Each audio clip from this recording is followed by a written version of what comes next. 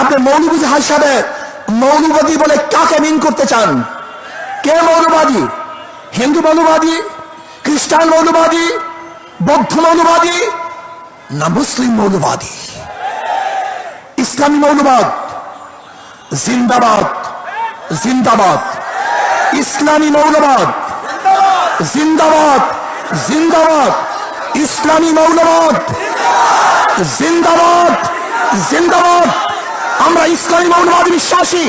আমি মুসলমান, আমার মূল ঠিক আছে। আমি মূলকে বাদ দিয়ে রাজনীতি করতে পারি না। 92% মুসলমানদের দেশে ইসলামী মূল্যবোধকে বাদ দিয়ে, ইসলামী মূল্যবোধকে বাদ দিয়ে কেউ কোনোদিন রাজনীতি করতে পারে নাই, পারবে না ইনশাআল্লাহ। কাজী আপনি যে স্বপ্ন দেখেছেন মৌলবাদীর ক্ষমতা আসবে না, আসে নাই, সম্ভাবনা নাই।